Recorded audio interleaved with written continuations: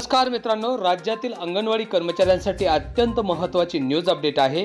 राज्यातील अंगणवाडी कर्मचाऱ्यांचा संप आज मागे घेण्यात आला आहे आणि अनेक अंगणवाडी कर्मचाऱ्यांच्या मागण्याबद्दल घोर निराशा झालेली आहे। तर मित्रांनो, काय आहे या संदर्भातील सविस्तर न्यूज अपडेट पाहूयात सविस्तरपणे आपल्या पीएम्स नॉलेज हब या यूट्यूब चॅनलच्या माध्यमातून।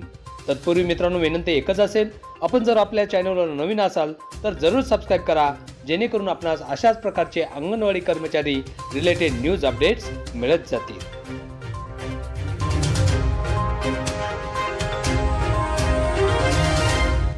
तर मित्रांनो, या संदर्भातील सविस्तर न्यूज अपडेट अशी आहे।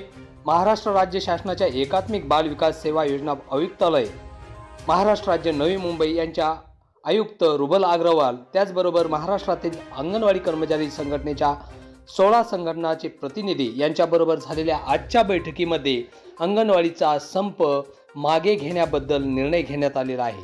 परंतु मित्रांनो, सांगण्यास अत्यंत खेद वाटतो की पेन्शन आणि ग्रॅज्युटीचा लाभ देण्यासंदर्भात शासन विचार करेल असे दुर्मिळ गाजर दाखवून 2 महिन्यापासून चाललेला संप अंगणवाडी संघटनांनी मागे घेण्याचा निर्णय घेतला आहे।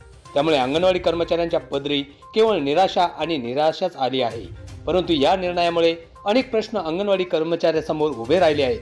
ते प्रश्न म्हणजे 2 महिन्याच्या मानधनाचे काय, शासन दरबारी अयशस्वी संपामुळे भविष्यात युनियन सोबत उभे राहण्याचे धाडस होईल का, कारवाई झालेल्या सेविकांचे काय, असे असंख्य प्रश्न अंगणवाडी कर्मचाऱ्यांसमोर निर्माण झाले आहेत। या प्रश्नाचे उत्तर युनियनने संघटनांनी द्यावे, पेन्शन व ग्रॅज्युटी कधी मिळेल याचाही खुलासा करावा व अंगणवाडी सेविकांना न्याय द्यावा।